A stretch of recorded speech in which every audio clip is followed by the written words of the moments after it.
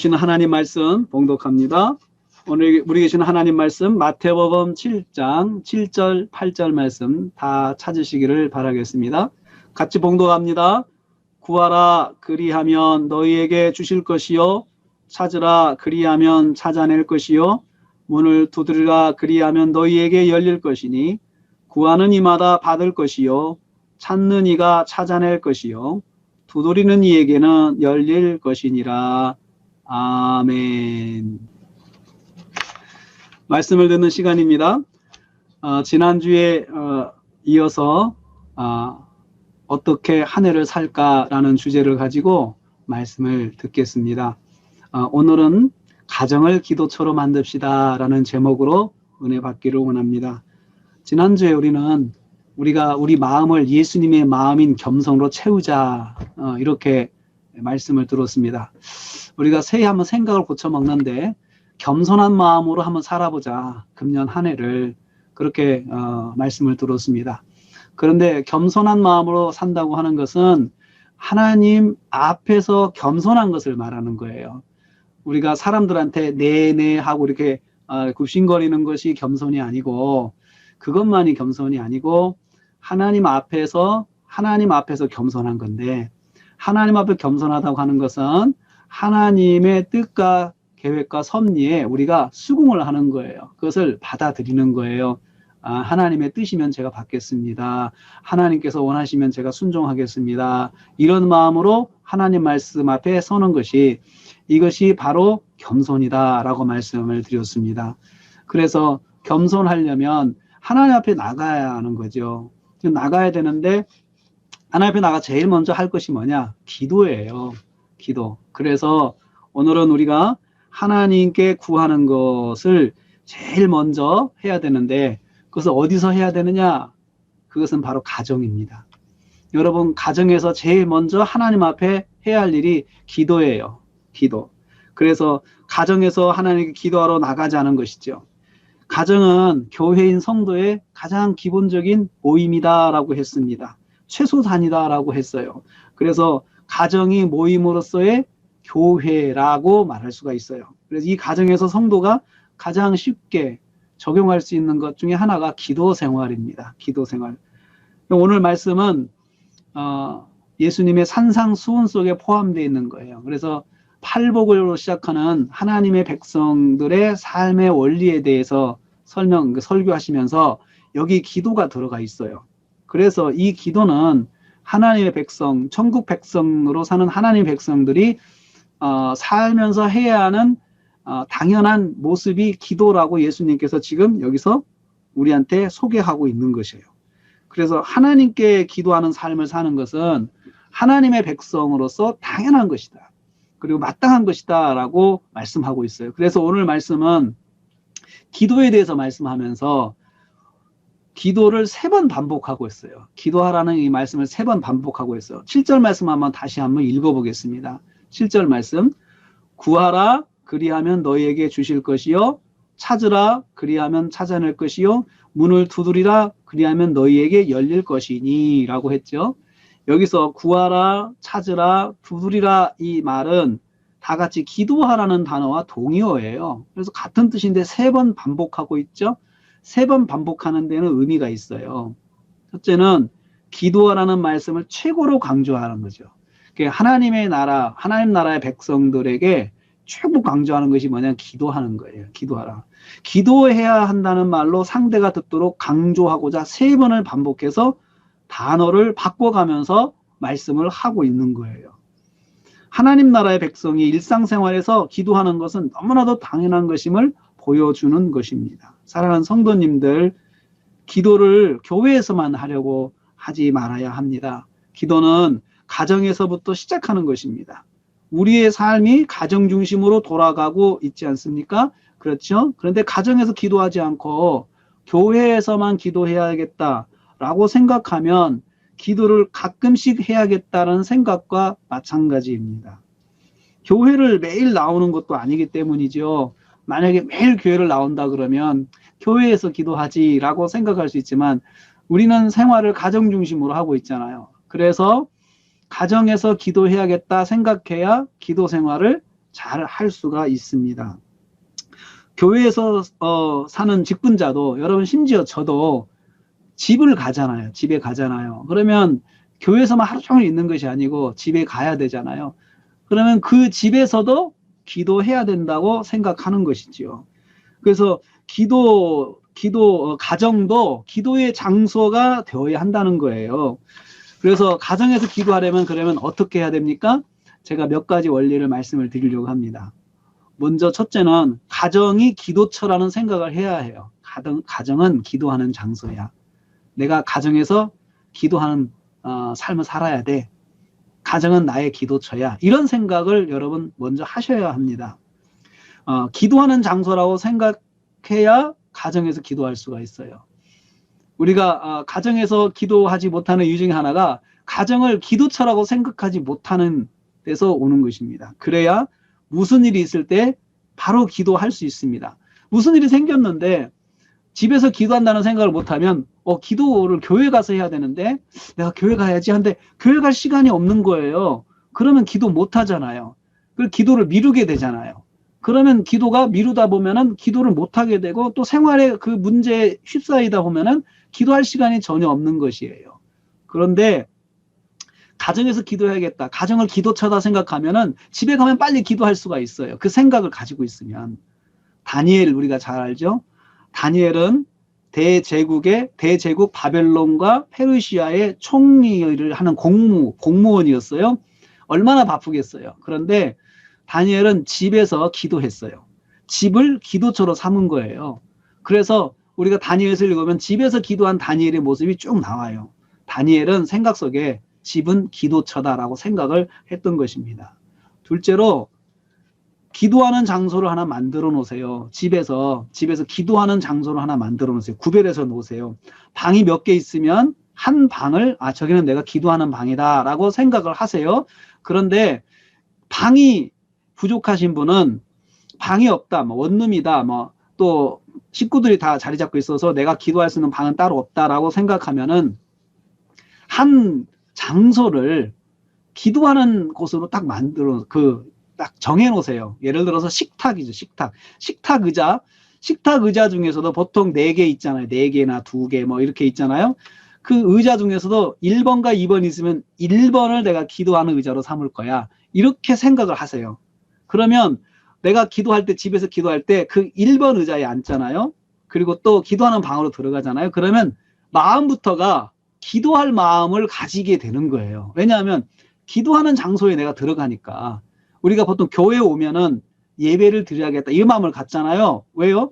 교회는 예배하는 곳이다라고 생각하니까 그렇게 생각하잖아요. 그런 것처럼 내가 집안에 한 공간을, 한 자리를 기도하는 장소로 딱 구별해 놓으면 내가 그 자리에 앉으면 그냥 기도해야겠다는 생각이 저절로 나게 돼요.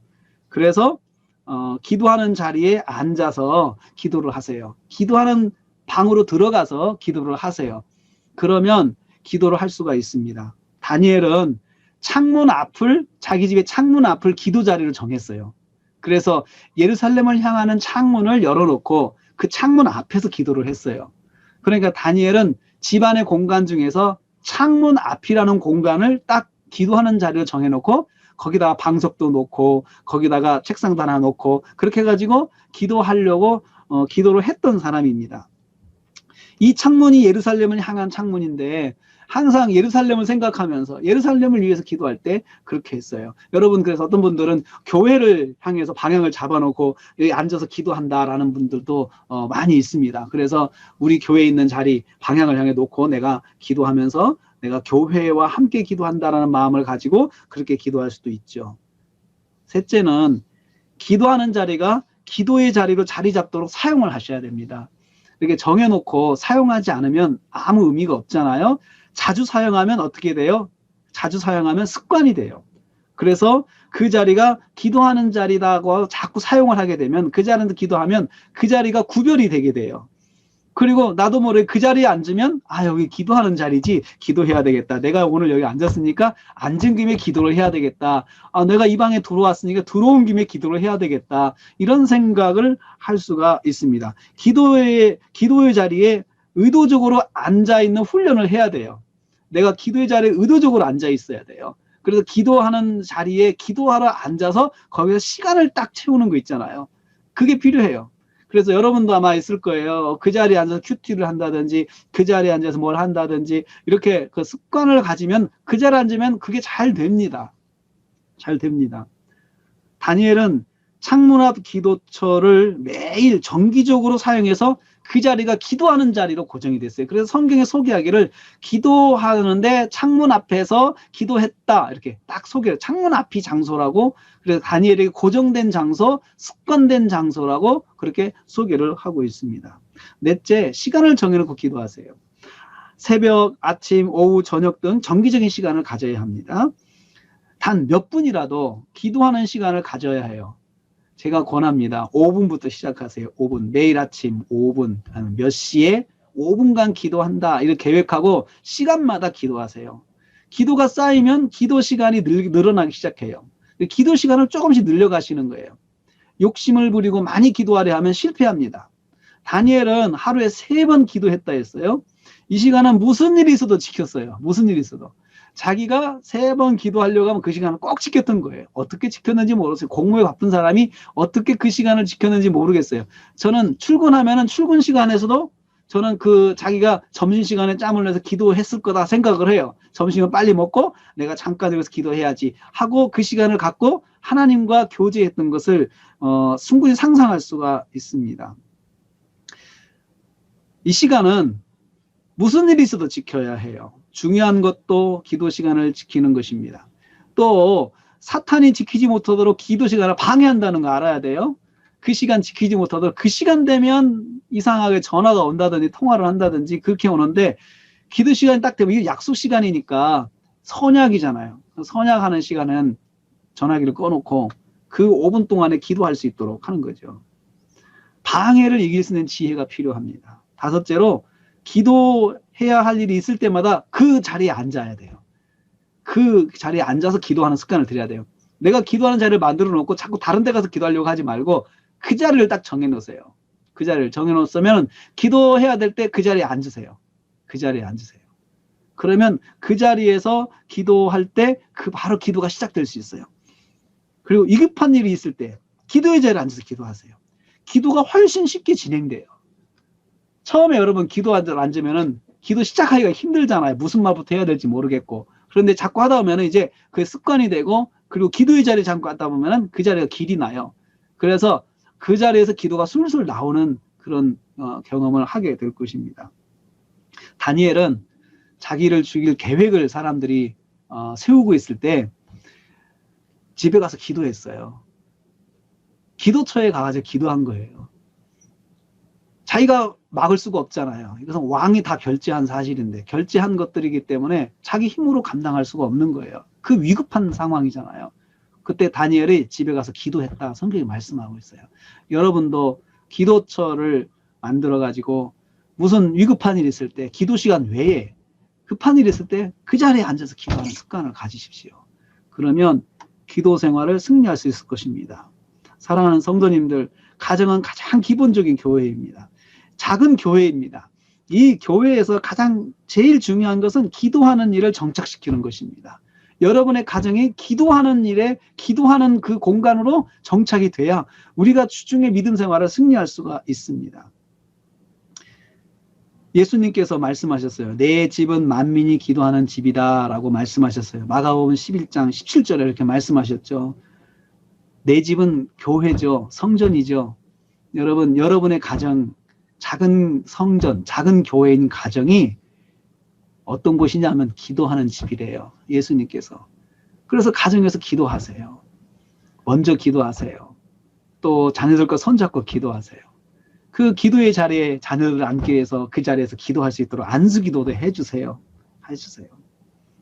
기도하는 일은 가정교회나 공동체 교회나 모두에게 중요하게 받아 순종해야 하는 성도의 모습입니다. 그래서 오늘 말씀에 천국 헌장으로서 기도할 것을 최고로 강조하고 있는 것이에요. 기도하라, 기도하라, 기도하라, 구하라, 찾으라, 두드리라 했어요. 이 세 단어가 반복되는 그 두 번째 이유는 뭐냐면요. 기도의 방법을 가르쳐 주려고 하는 거예요. 기도의 방법. 어떻게 기도해야 되느냐? 기도할 때 그 방법을 예수님이 가르쳐 주는데 오늘 말씀 7절 다시 한번 보세요. 다시 한번 보세요. 구하라 그리하면 너에게 주실 것이요 찾으라 그리하면 찾아낼 것이요 문을 두드리라 그러면 너에게 열릴 것이다 라고 말씀하고 있죠. 기도하라는 말씀으로 사용된 단어를 잘 보면 기도의 방법이 나와 있어요. 구하라 찾으라 두드리라 이 단어 자체가 똑같이 기도하라는 말인데 단어가 바뀌면서 기도하는 방법에 대해서 예수님께서 동시에 설명하고 있어요. 먼저 구하라라고 했죠. 이 구하라고 하는 헬라어로 아이테오라는 말인데요. 이 말은 간절한 마음을 가지고 말로 요청하는 것입니다. 마음속에 간절함을 가지고 말로 요청하는 거죠. 그래서 여기 보면 기도할 때 말로 표현하는 게 중요하고 그 다음에 구체적인 내용으로 표현하는 게 중요해요. 예수님께서 하나님께서 다 알고 계시잖아요. 다 알고 계신데 내가 굳이 말할 필요가 있을까라고 생각하지 마세요. 왜냐하면 그래도 알아도 표현이 필요한 거예요. 여러분도 그렇잖아요. 자녀들이 뭘 원한다는 걸 알지만 뭘 원하십니까? 표현하라 그러죠. 뭘 원하는데 말로 표현해라. 말로 해라. 그럴 때 요청을 들어주잖아요. 그러면 자녀가 그 요청을 해서 받았을 때 어떤 생각을 합니까? 아, 우리 아버지가 해주신 거다. 네, 어머니가 해주신 거다. 이걸 기억하잖아요. 이건 엄마가 해주신 거야. 아빠가 해주신 거야. 그렇게 기억하게 되는 것처럼 하나님께서 아시지만 구하라. 간절한 마음을 가지고 구하라고 하신 이유는 하나님의 역사인 것을 알게 하기 위해서 그런 거예요. 하나님께서 역사하셨다. 이것을 교육하는 거죠. 간절한 마음과 모습이 있어야 합니다. 하나님께서 꼭 해주셔야 한다는 간절함이 있어야 됩니다. 여러분 기도할 때 하나님 꼭 해주세요. 하나님께서 이렇게 꼭 해주세요. 라고 하는 그런 간절한 마음이 여러분에게 있어야 된다는 거죠. 그 간절함을 말로 표현을 해야 돼요. 문장으로 표현이 돼야 돼요. 그래서 여러분 기도할 때 기도가 집중이 안 될 때 그런 방법도 있어요. 노트를 하세요. 노트. 기도 내가 말로 하는 것을 노트를 써보세요. 노트. 그냥 글로 쓰면서 노트를 하면 집중이 돼요. 그리고 노트를 할 때 많이 못 써도 괜찮아요. 그것을 계속 여러분 해보세요. 기도가 늘어요. 기도하는 어휘가 늘어요. 기도가 우리가 대표 기도할 때 어휘가 잘 생각이 안 나잖아요. 근데 자꾸 기록을 하다 보면 돼요. 그래서 제가 존경하는 목사님 중에 한 분은 참 흥교회 목사님인데 그분이 자기는 기도할 때 노트를 한대요. 그래서 노트하면서 기도를 한대요. 그러니까 노트를 자기 말을 문장에 다 쓰니까 기도하고 나면 몇 장씩 기도를 쓰게 된다라고 이야기를 하더라고요. 근데 저도 그걸 따라서 해봤어요. 기도에 집중이 안 될 때. 그런데 그렇게 해보니까 기도를 할 수 있어요. 한 장을 쓰던 반장을 쓰던 집중할 수가 있다는 것을 깨닫게 되었어요. 문장으로 표현되는 것은 구체적인 내용이 있다는 것이잖아요. 그리고 하나님 저희 이걸 해주세요. 이걸 해주세요. 내가 기도하면서 이것까지 내가 기도해야 되나 이런 생각이 들어도 하세요. 일단은 표현을 하세요. 하나님은 들으시거든요. 일단 들으시고 역사는 하나님이 해주시는 거예요. 내가 결과까지 만드는 건 아니잖아요. 예수님께서 이렇게 말씀하셨어요. 기도할 때 중언부언하지 말라 그랬어요. 마태복음 6장 7절이에요. 중언부언하지 말라. 이 중언부언이라고 하는 것은 주문을 외우듯이 무슨 뜻인지 모르고 중얼중얼하는 걸 말하는 거예요. 그래서 중언부언의 헬라어 원어는 뭐뭐뭐 하지 말라. 뭐뭐뭐 하지 말라. 이 말 자체가 의성어예요. 그냥 이 말 들으면서 중언부언이 이런 거구나. 무슨 말인지 모르게 기도하는 거. 그래서 자기도 기도해 놓고 내가 무슨 기도를 했지 기억을 못하는 건 이건 중언부언이에요. 자기가 기도한 걸 요약하지 못한다면 중언부언이에요. 그리고 이런 중언부언은 응답이 안 돼요. 왜 그럴까요? 주소가 없는 기도 같아요. 중언부언은. 여러분 주소가 있어야 소포가 가잖아요. 여러분 택배로 갈 때 주소가 정확해야 되잖아요. 이 문장으로 표현하는 것은 내 기도의 주소를 표현하는 거예요. 내가 무엇을 받기를 원하는지, 어떤 걸 원하는지. 그래서 주소가 있는 기도는 문장이 있는 기도예요. 그러면 응답이 갈 때 그 문장대로 응답이 가는 거죠. 그래서 중언부언하지 않고 기도해야 됩니다. 분명한 발음을 해서 기도해야 됩니다. 이렇게 기도하면 받을 것이라고 성경이 약속하고 있어요. 8절 보세요. 8절. 구하는 이마다 받을 것이요. 받는다고 그랬죠. 찾는 이가 찾아낼 것이요. 응답된다는 거예요. 두드리는 이가 열릴 것이다. 그대로 행한 대로 응답이 되는 거예요. 반드시 응답이 주게 되는 약속이죠. 여러분 믿으십니까? 믿으십니까? 둘째, 찾으라고 했습니다. 찾는다는 말은 제테오라는 헬라어를 쓰고 있는데 이것은 결과를 발견하기 위해서 간절하게 요구하고 찾는 거예요. 그 결과를 눈으로 확인하기까지 간절하게 기도하는 거예요. 결과를 눈으로 봐야겠다는 심정으로 기도하는 것이에요. 여러분, 이 제테오라는 단어를 신약성경에 처음 사용된 것이 마태복음 2장 13절인데 그 말씀은 뭐냐면 헤롯 대왕이 예수님이 탄생한 장소를 찾기 위해서 혈안이 돼가지고 찾을 때라 찾았다라고 할 때 그때 제테오라는 단어를 써요. 이게 얼마나 이 제테오라는 단어가 눈에 불을 켜고 찾는 거겠어요. 기도할 때 그런 모습이 있어야 되나요? 눈에 불을 켜고 기도해야 돼요. 내가 이 응답을 받아야겠다라는 그 눈에 불을 켜고 기도해야 된다는 거죠. 이것도 헤롯이 얼마나 집요하게 예수님을 찾았습니까? 헤롯 같은 간절함으로 기도 응답을 갈망하면서 눈으로 확인하기까지 기도를 멈추지 않는 것이에요. 결과를 눈으로 확인하고자 집요하게 요구하는 것이에요. 하나님 꼭 해주세요. 하나님 꼭 응답해 주세요. 이런 마음을 가지고 있어야 된다는 거죠. 이렇게 구하면 반드시 찾아낼 것이다. 성경이 약속했습니다. 세 번째, 문을 두드린다라고 하는 말은 쿠루오라는 헬라어를 써요. 쿠루오 쓰는데 하나님께서 들을 수 있도록 행동으로 요청하면서 기도하는 것이에요. 행동으로 표현하면서 기도하는 거예요. 문을 막 두드리는 것은 이건 의태어잖아요. 똑똑똑똑똑 하잖아요. 그렇잖아요. 그러니까 이 소리는 하나님께 말로 하면 되는데 자꾸 하나님 흔드는 거예요. 하나님 주세요라고 하는 거죠. 용재가 엄마한테 달라고 막 조르는 것처럼 그렇게 하는 거죠. 지호가 엄마한테 달라고 막 옷 붙잡고 해주세요 하는 것처럼 기도도 그렇게 해야 된다는 겁니다.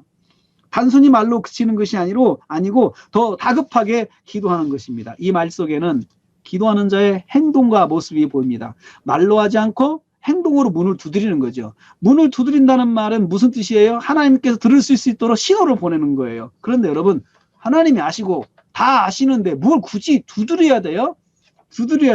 꼭 그렇게 두드려야 되겠습니까? 오늘 성경 말씀 두드리라고 그랬잖아요. 두드려야 돼요.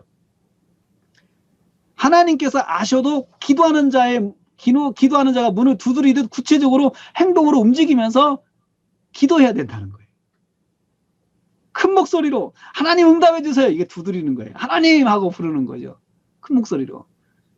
이건 다 절박함이 들어있죠. 마음속에 간절함이 들어있죠. 하나님 해주세요라고 하는 그런 마음을 말하고 있습니다.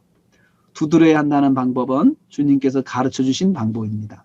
더 간절하고 절박하게 기도하는 것을 말합니다. 기도하는 자에게 절박함이 없으면 응답도 더딜 것입니다.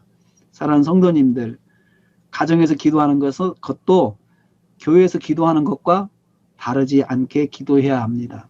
구별하지 말고 기도해야 합니다. 성도는 어디서나 하나님께 기도하는 일에 익숙한 사람들이어야 됩니다. 가정이 나의 기도처가 되어야 합니다. 금년 한 해 동안 가정을 교회로 세워서 기도하는 장소로 사용할 수 있기를 바랍니다. 가정에서 기도하여 응답받는 역사를 경험하고 간증할 수 있기를 축복합니다. 가정에서 내가 먼저 기도하면 다른 가족들도 기도할 수 있을 것입니다. 가정이 나의 기도처가 될 때 사탄이 틈타지 못할 것입니다. 기도하는 가정, 기도하는 장소는 사탄이 쉽게 넘볼 수가 없습니다. 가정교회를 기도하는 장소로 만듭시다. 꼭 내 집을 기도처로 만듭시다. 한번 여러분 같이 따라서 하실까요? 내 집은 기도처다. 기도하겠습니다. 하나님 아버지 감사합니다. 오늘 저희들에게 신년 두 번째 말씀으로 가정을 기도처로 삼자라고 하는 말씀을 주셨습니다. 그렇습니다. 우리 집이 기도처입니다. 내가 기도하는 곳입니다. 내가 기도하는 곳으로 우리 집을 구별하게 하시고 한 장소를 구별하게 하시고 방을 구별하게 하셔서 무슨 일이 있을 때마다 기도하게 하시고 시간을 정해놓고 기도하는 저희들 되게 하여 주시옵소서.